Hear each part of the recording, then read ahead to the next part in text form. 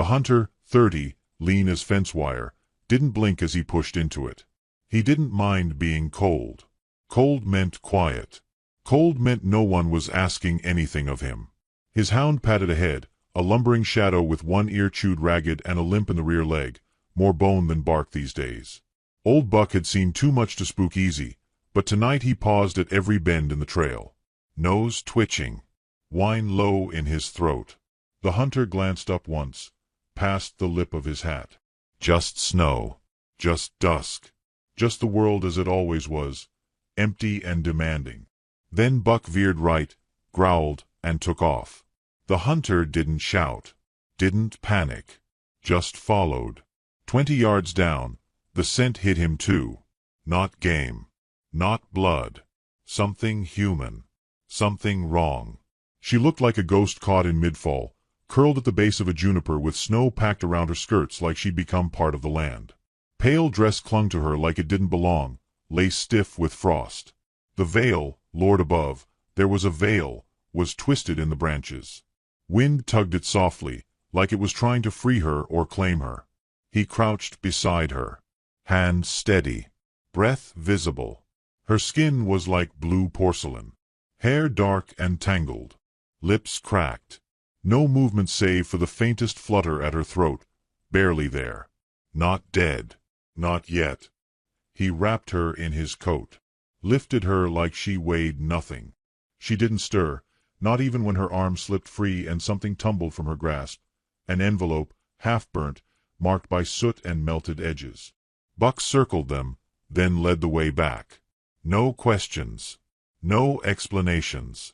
The cabin came into view as night deepened, its roof thick with snow, chimney breathing faint trails of wood smoke. Inside, the fire was still alive from morning, banked low. The hunter didn't bother lighting the lanterns. Shadows were fine. They didn't ask where a man had been, or why he'd come back different. He laid her near the hearth, wrapped tight in blankets, boots off. Steam rose from the thawing of her dress. He fed the fire slowly, careful not to shock her with heat. Her hands were torn.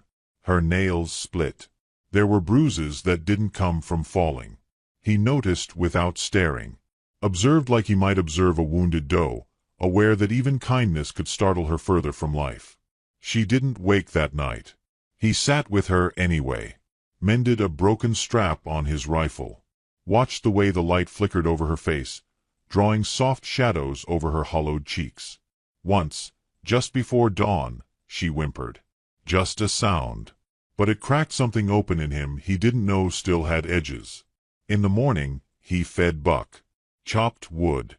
Shoveled a path from door to shed. Routine held the world steady. When he came back in, she was awake. Not moving. Not speaking. But awake. Her eyes, wide and dark, locked on the ceiling like it was telling secrets. He didn't speak. Just knelt beside her and offered warm broth. She didn't take it. The next time, he tried again. This time she drank. Not all. Just enough. That was how the next 2 days passed. In gestures. In offerings. In silence that didn't feel cruel. He watched her watch the fire like she was trying to remember what warmth meant. Her voice came on the third day, cracked and low. You didn't leave me there. He didn't look up from where he was peeling potatoes. Just said, wasn't planning to. She swallowed. The sound was rough. There was a letter. He nodded toward the table. Still got it. She tried to sit up. Winced. He moved to help but stopped halfway. She managed it herself, slow as rising fog. What's your name? She asked. He hesitated. Not out of secrecy, just hadn't used it much lately. Calder. She closed her eyes a moment.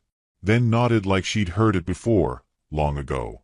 Her own name came later, when the wind had quieted and snow turned to sleet. Maribel, she said, barely audible. Maribel James.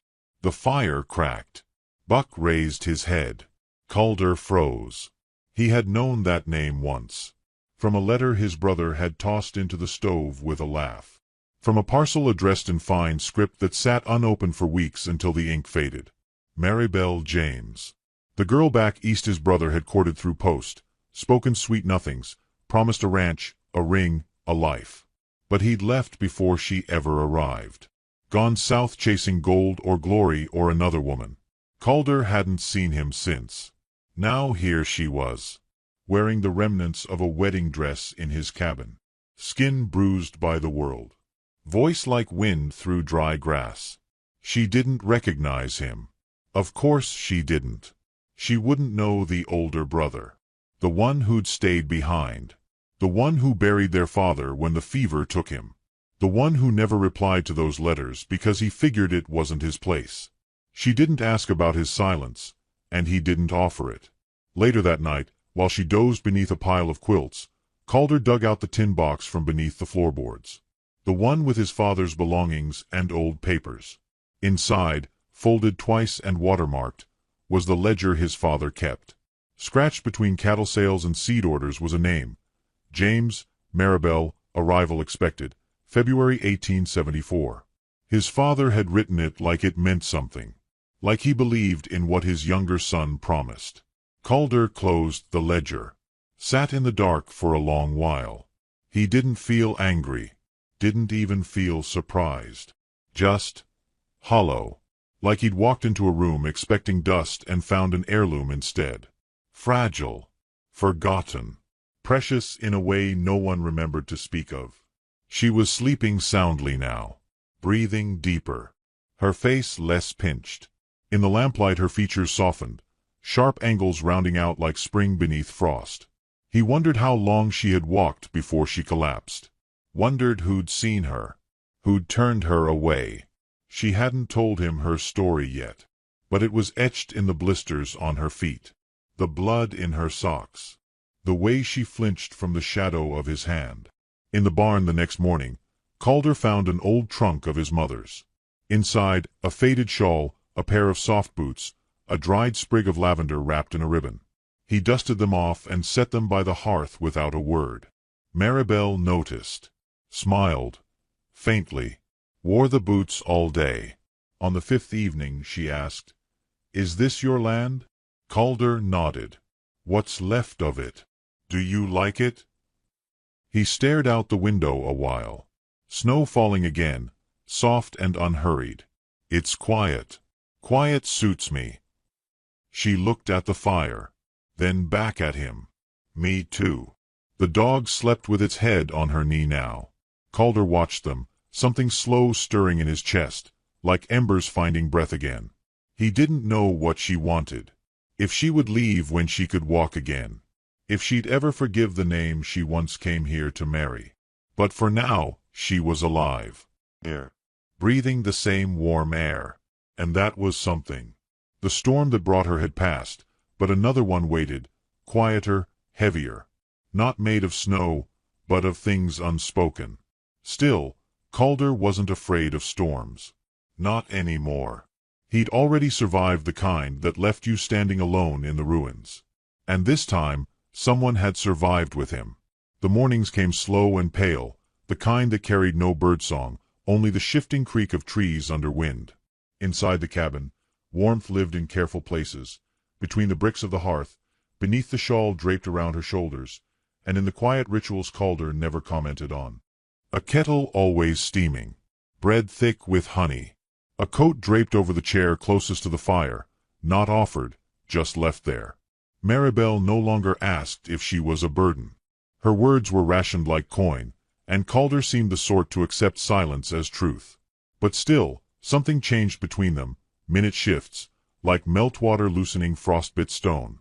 One morning, she found him sharpening a knife outside the door, sleeves rolled, hat tugged low.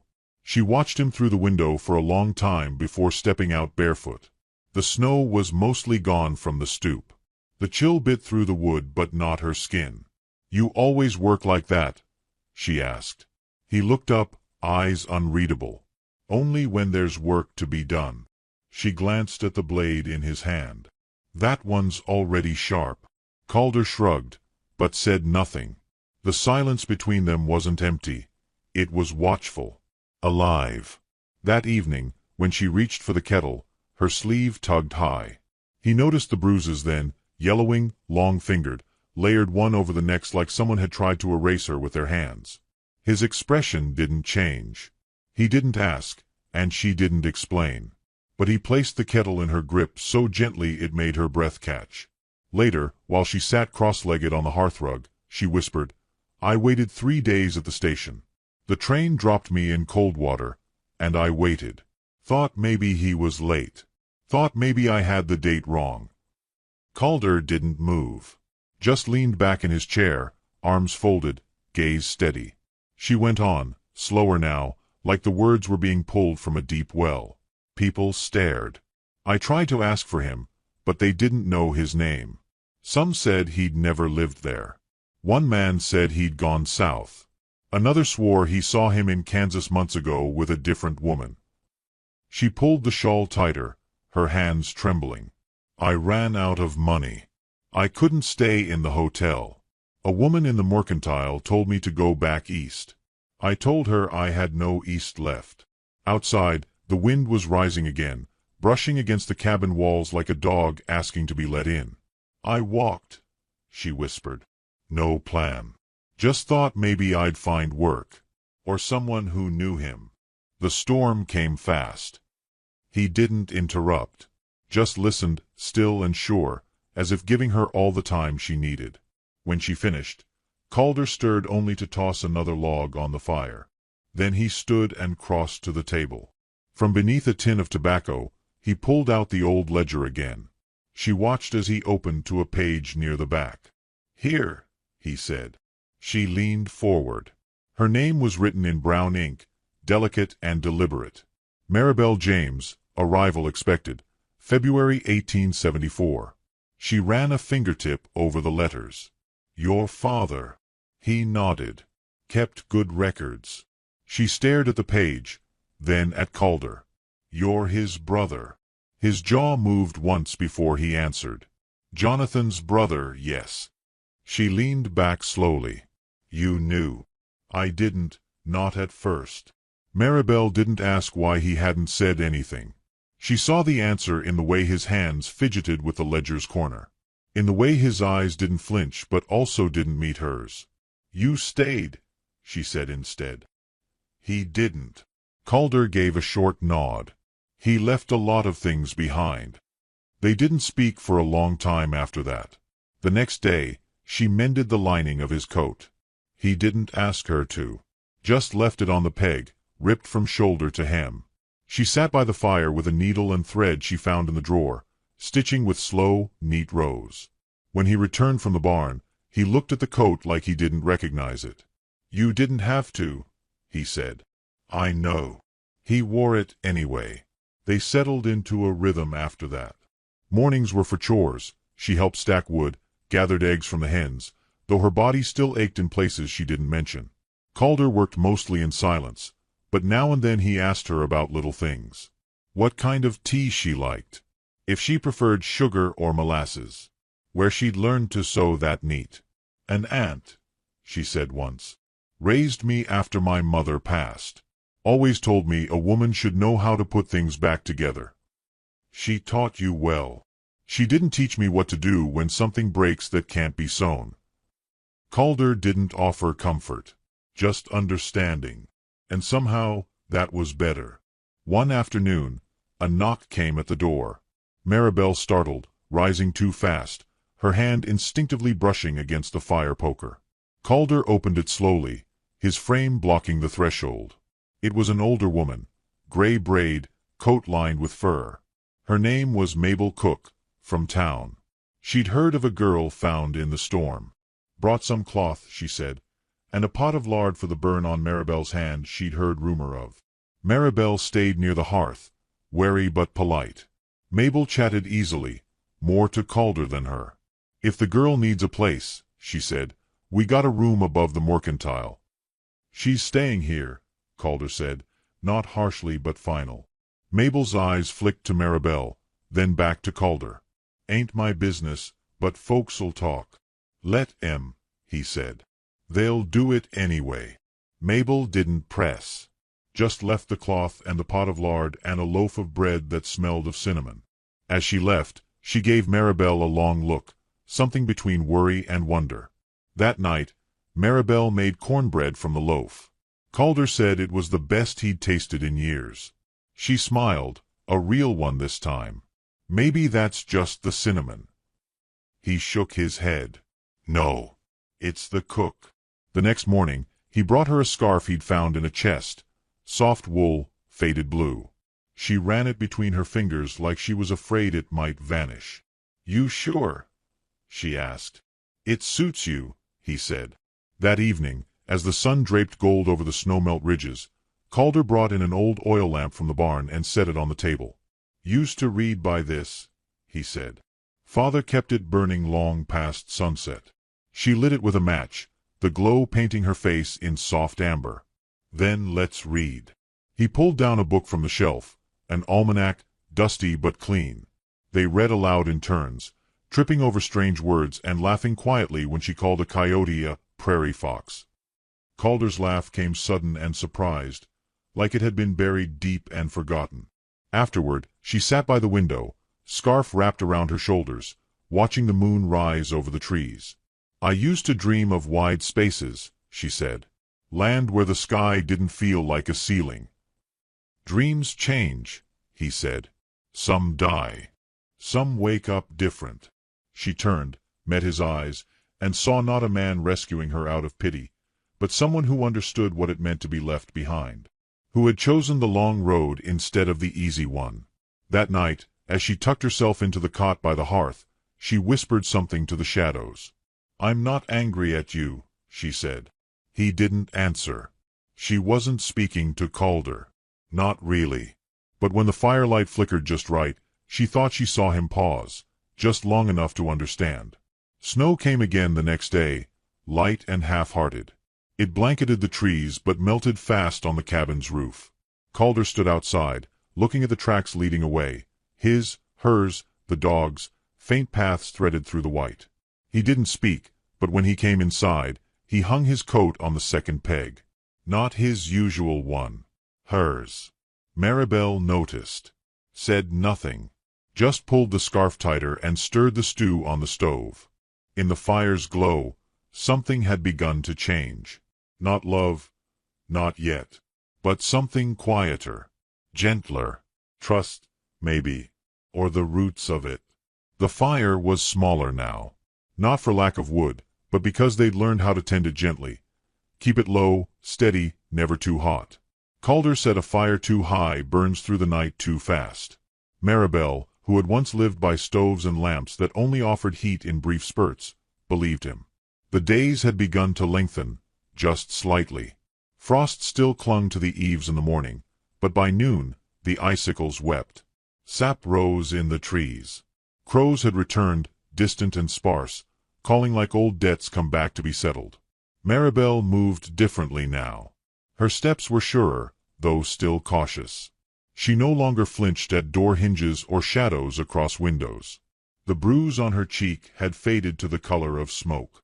Some nights she hummed while washing the dishes, soft melodies without words. Calder never interrupted her, never asked what the tune meant. He simply let her sing, and in the letting, something between them softened further. They did not speak of Jonathan. Not in name. Not yet. But pieces of him surfaced in their shared silences. Stories folded into glances, in the way Calder stared at the fire too long some nights, as if trying to find the outlines of someone he'd lost there. Maribel understood that kind of looking. She'd done it herself. On the train. In the snow. Even now, when the wind shifted just right and stirred the veil she kept hidden beneath the cot. One evening, while Calder was splitting kindling by the porch, she opened the small box she'd carried tucked inside her boot. Inside, the burned letter, the bent photograph of a house Jonathan had promised, and a dried flower pressed between two thin pages of scripture. She set the letter on the table and read it again, even though the fire had eaten most of the words. "My dearest Maribel," it began. The rest was ash-browned and charred at the edges. Promises half consumed. A trail of ink that ended in lies. She didn't cry. Not anymore. Grief had become something quieter, like the worn seam in a glove, felt more than seen. That night, she handed Calder the photograph. "He sent this with his third letter," she said. Calder took it without comment. The image was faded, nearly rubbed bare by her fingers. A whitewashed house, 2 stories, front porch with a swing. It looked nothing like their cabin. "He told me it was his," she said. "Said he'd built it with his own hands. Said I'd sit on that swing come spring." Calder studied the picture a long time. Then he handed it back. "It's from a catalog," he said. "Used to be one like that on the counter at the general store. Folks sent east for things they'd never see." Maribel smiled faintly. "I should have known." "No," he said, shaking his head. "You should have had someone who didn't lie." The fire crackled, sending up sparks. Buck, sleeping at Calder's feet, thumped his tail once before settling deeper. "I wasn't foolish," she said. "Just lonely." He didn't correct her. Didn't offer comfort or contradiction. Only said, "That makes 2 of us." Spring tried again the next week. The snow receded from the river, and the trees near the edge began to bud. Calder took Maribel to the bank one morning. The walk was short, but her breath came fast by the end. He didn't rush her. They sat on a fallen log, boots resting in mud that smelled of thaw and moss. "When I was a girl," she said, "I thought running away meant freedom. I dreamed of leaving my aunt's house, of being chosen by someone brave. Someone who saw me. And when Jonathan wrote me—" She paused. "I thought that was it. The beginning of everything." Calder looked out at the water. "And now? Now I think beginnings are quiet. And sometimes they come after endings." He didn't say anything, but he reached down and picked up a small stone, turned it in his hand, then offered it to her. "Smooth," he said. "River wore all the sharp off." She took it, rolling it between her fingers. It was warm from his palm. Back at the cabin, she set the stone on the windowsill. Beside it, she placed a second one the same color, found days earlier outside the barn. She didn't know why, only that they looked right together. That evening, she stitched a patch over Calder's shirt pocket. He wore that shirt every Sunday, though he never said why. "You don't mind mending things," he said, watching her work. "I like giving things another chance." He nodded. "That's what I thought." Later, while they shared cornbread and coffee, she told him about her aunt's garden, the way lilacs bloomed so thick in May that the bees sang until dusk. She spoke of lilac jam, of how it tasted like sunlight and soft endings.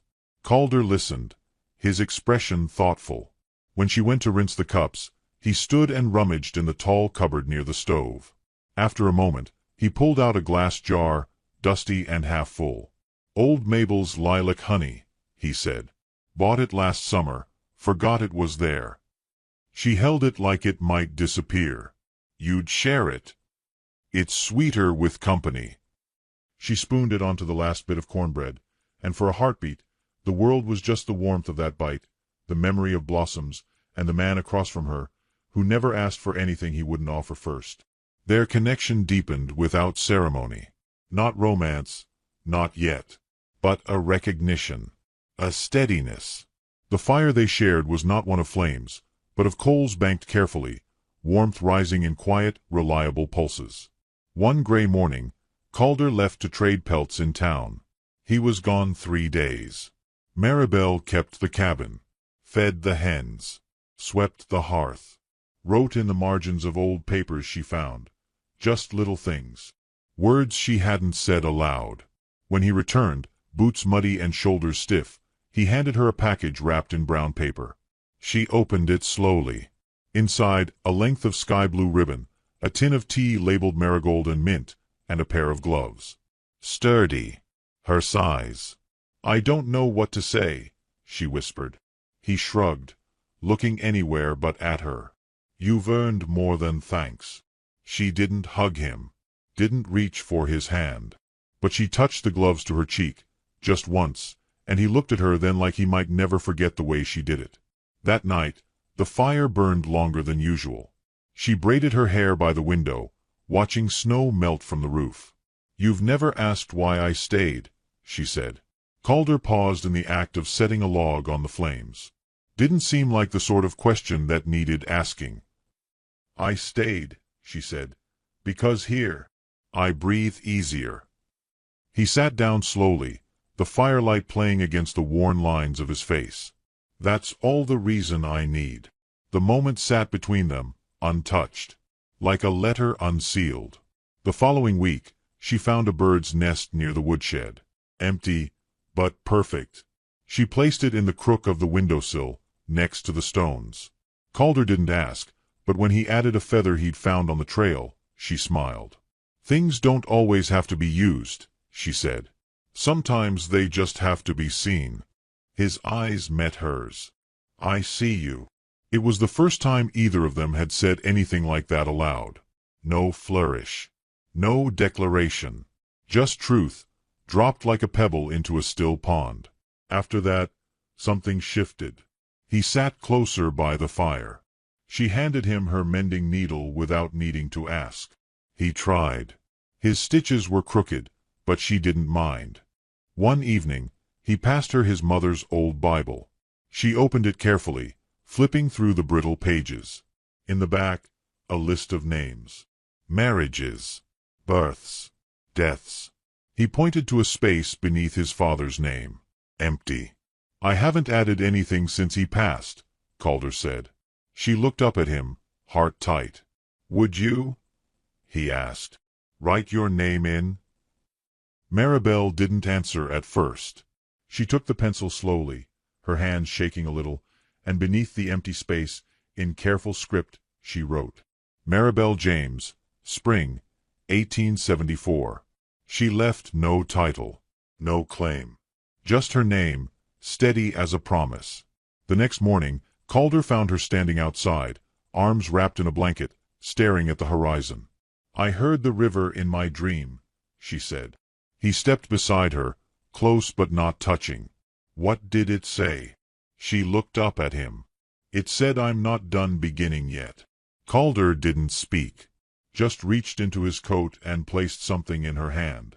It was the veil. Cleaned. Pressed. Folded with care. "I thought maybe, someday, you'd want it again," he said. She held it to her chest, eyes shining, lips parted with a breath she hadn't taken in years. Then she looked at him, not through him, not past him, but at him, and something broke open between them, silent and slow, like sunrise over snow. They didn't kiss. Didn't embrace. But when she reached out and took his hand, he held it like it was the first true thing he'd touched in a decade. The fire behind them burned low, but warm, and neither of them looked away. The wind changed before he came. It came down from the north, sharp and dry, brushing through the tall grass like it was clearing its throat. Calder felt it first while checking the fencing near the edge of the property. Buck lifted his nose, ears twitching toward the horizon. Something was shifting. Not the weather. Something closer. More personal.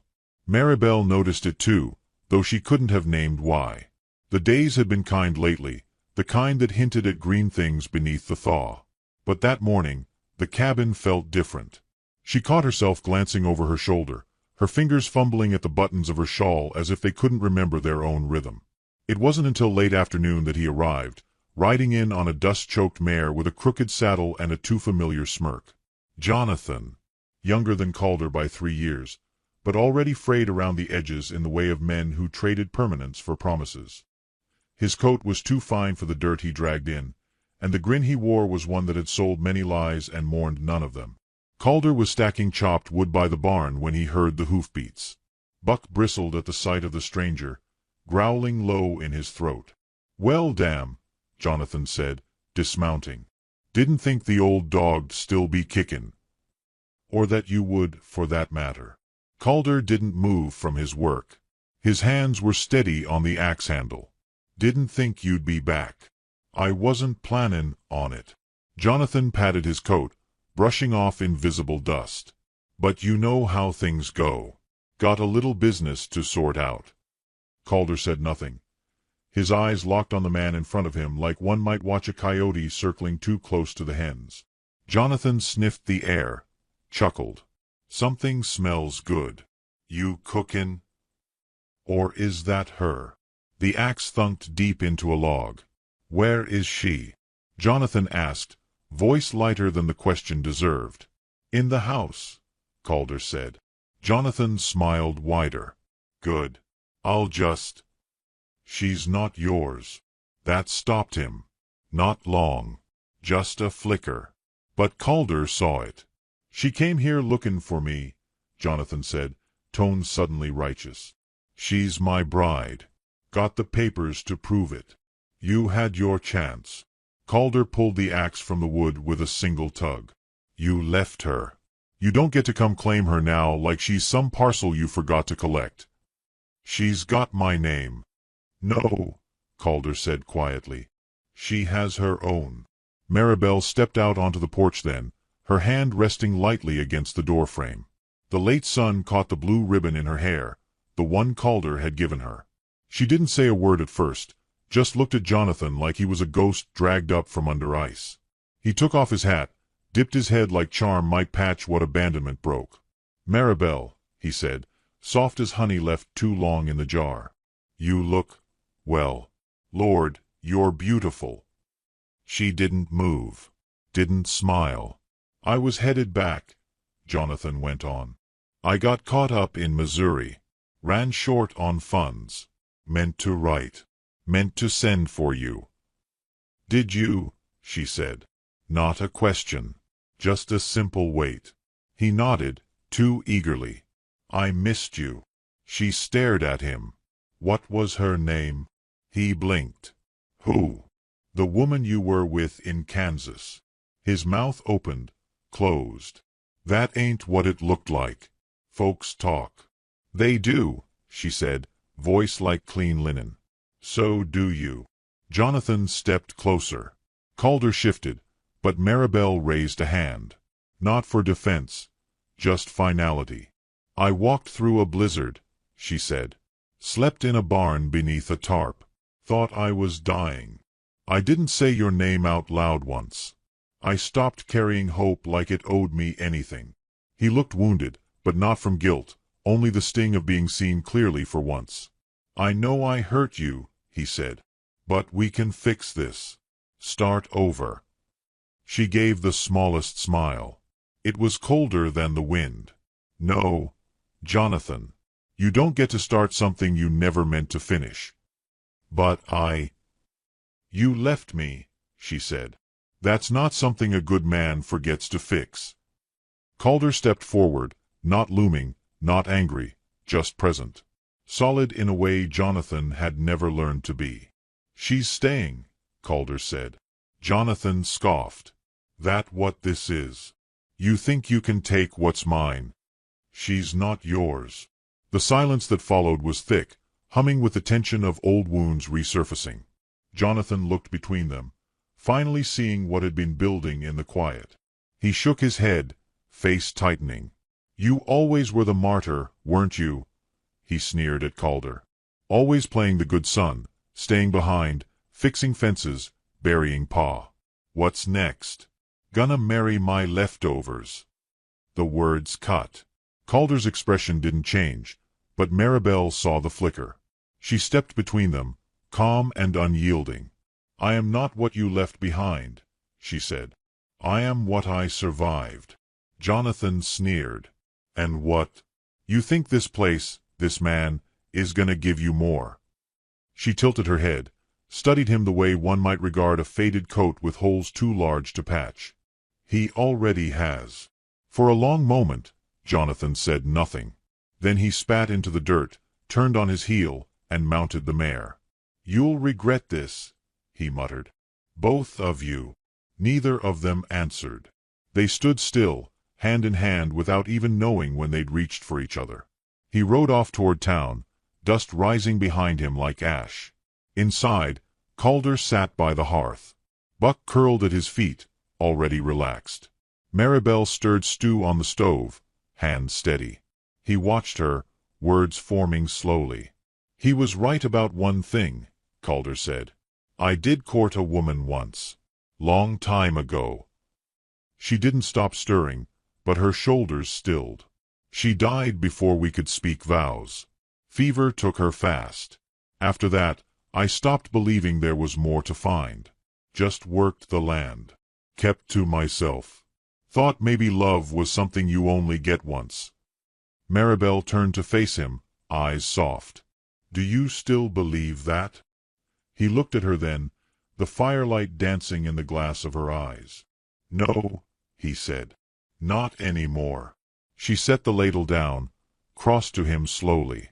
He didn't rise. Just waited. Her hand touched his cheek. Not shy. Not tentative. Like she already knew the shape of him. Then don't wait, she whispered. Not if you've found it again. He leaned into her touch, eyes closing. And in that moment, the ghost of Jonathan, his charm, his absences, his empty promises, was finally exorcised. They ate in peace that night. No raised voices. No doubts. After the meal, Calder retrieved the small cedar box that held his mother's wedding ring. He didn't say what it meant yet. He didn't have to. Maribel traced the worn gold with her fingertip. It's not fancy, he said. No, she replied. It's strong. They sat by the fire until late, her head resting on his shoulder, the quiet around them full, not empty. Outside, the stars blinked through the branches. The wind no longer carried threat, only the hush of a season changing. Maribel did not speak of Jonathan again. She had already said all that mattered. And Calder, who had once made a home of silence, now found comfort in the sound of her breathing beside him. Proof that some stories are not stolen or spoiled, but rewritten by the hands that stay when others ride away. Spring came like a secret whispered into the frost. It didn't arrive with fanfare or bloom, but with quiet persistence. Melted snow slipping into the soil, crocuses pushing their stubborn heads through dirt, the creek behind the cabin singing just a little louder. Maribel rose earlier now. Not out of need, but choice. She liked how the air tasted before the sun caught it, like dew and wood smoke and wild things just waking. Inside, the cabin had changed too. Small things, almost invisible unless you lived there. The curtain she had sewn from old flour sacks fluttered when the window opened. Her comb sat beside his brush on the table. A second peg by the door now held her shawl, worn but whole. And beneath the window, a shelf Calder had built by hand cradled her books, her stitched scraps, and the little river stones they'd gathered side by side. They had not spoken vows. Not yet. But their days spoke them for them. In every meal shared. Every silence that didn't need to be filled. Every time Calder brushed wood shavings from her shoulder or Maribel laid a hand on his arm when a memory passed too close. Still, life had its own rhythm. One morning, Calder returned from town with supplies packed tight and an envelope folded into his coat pocket. He handed it to her without a word. It was from her aunt. Postmarked weeks ago. Brief, but not unkind. Heard you made it west. I hope he treats you well. If he doesn't, don't be afraid to leave again. Maribel folded the letter carefully, placed it in her sewing box, and said nothing. But that night, as they sat by the fire, she reached for Calder's hand. I did leave once, she said. But now I've arrived. He didn't respond with words. Just held her fingers gently, the way he always did, like she wasn't fragile, but worth holding carefully anyway. A few days later, the cabin filled with the smell of pine pitch and boiled starch. Calder had trimmed his beard, and Maribel had tied her hair up with ribbon. No one had said why. But they both felt the moment drawing near, as sure as a change in weather. Calder found the old family Bible again. The pages turned slowly beneath his fingers, creased and reverent. When he came to the back, he looked at the line below her name, the one she had written in the weeks before. He handed her the pencil. This time, she wrote more. Maribel James Calloway, wife, 1874. She looked up at him. If that's all right. He smiled. Not wide, just deeply. It's more than. The next morning, they walked into town together. The path was muddy, soft beneath their boots, but they didn't mind. Buck followed close, tail wagging low. They passed the place where she had once nearly died in the snow. Neither of them spoke of it. They didn't have to. Her feet were strong now, her steps steady. They arrived at the church around mid-morning. The preacher, a stout man with tobacco-stained hands and an honest voice, waited with a worn book in hand. No guests. No flowers. Just the wind in the grass and the quiet hush of sacred things. Calder held her hands while the preacher spoke. Maribel looked into his eyes, not blinking. She wasn't afraid anymore. Not of him, not of love, not of beginnings. "I don't need vows on paper," she said softly. "But I'll speak them anyway. I vow to stay when it's hard. To listen when words are slow to come. To see you, even when the world doesn't." Calder answered in kind. "I vow to carry what you cannot. To leave the past where it belongs. And to keep the fire burning, low and steady, as long as we both draw breath." The preacher smiled, eyes crinkled. "Then by the power vested in me, and the land that bears witness, I pronounce you man and wife." They didn't kiss at first. Just touched foreheads, still as prayer. Then Calder leaned in, brushed her lips with his like a promise whispered beneath snow. They stayed in town just long enough to pick up flour, tobacco, and a bolt of calico she liked. On the way home, Calder paused by the river, pointed toward the east. "There's land beyond that ridge," he said. "A grove of wild plum trees. I was thinking, we could build something there. Bigger. With a porch for sitting. Maybe a swing." Maribel watched the way the wind stirred the treetops. "You want to start again?" "No," he said. "I want to grow what we already have." They marked the place with stones. Side by side. One smooth, one ridged. Like the two of them. Spring deepened. The hens laid more regular. The creek ran clear. And Calder began drawing sketches by lantern light. Simple lines, rough edges. She watched him from the corner of the table, fingers busy with stitches, but eyes full of wonder. "You never told me you could draw," she said one night. He shrugged, sheepish. "It's not art. Just plans." "They're beautiful," she said. "Like blueprints for a life." But not everything bloomed easily. One afternoon, a stranger rode up the trail, asking after Calder. A land agent. Said there were new claims being filed. The homestead would need to be registered again under the new territorial law. Calder's jaw tensed. "They'll want proof," he said that evening. "Signatures. Documents. Witnesses." She met his gaze without flinching. "Then they'll have them." In town, folks whispered when she signed her name beside his in the registrar's book. A few still thought of her as the woman who came for Jonathan and stayed out of pity. But most had learned better. They saw how she moved, unafraid now, eyes clear, spine straight. Mabel from the mercantile pressed a paper-wrapped gift into Maribel's hands before they left. Inside, a spool of lace trim and a note. "For the house you'll build. And the stories you'll write inside it." The new cabin rose slowly, timber by timber. Calder chopped while she hauled. He hammered while she smoothed the joints. They laughed when the first wall tilted. They danced barefoot across the floor once the planks were nailed in place. She painted the window frames pale blue. He carved a bird into the corner beam where the light hit just right.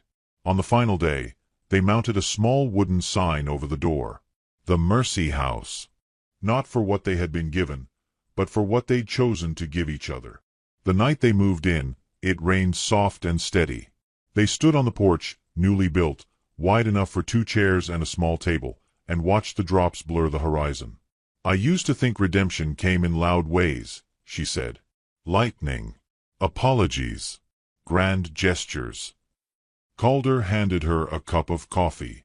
"And now," she leaned into him, "now I think it comes slow. Like roots. Like rain. Like kindness, kept going."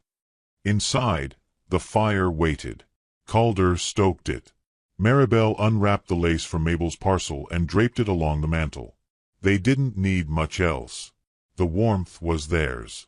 The walls spoke of effort, not memory. Every board a testament to survival reshaped into belonging. Later that night, as the rain softened into mist, she laid beside him beneath a quilt stitched with old names and new hope. He pulled her close. "You were never a second choice," he murmured. "I know," she whispered. "You were just the first one who stayed." Sleep came gently. The dog snored at the foot of the bed. The wind curled around the eaves like a lullaby. By morning, the world smelled clean. Weeks passed, then months. People came by. Neighbors, travelers, a few seeking advice or shelter. They offered what they could. A meal. A place to rest. Maribel became known for her cornbread. Calder for his way of listening without interrupting. One day, as they sat on the porch with coffee in hand, a rider passed by. Young, curious,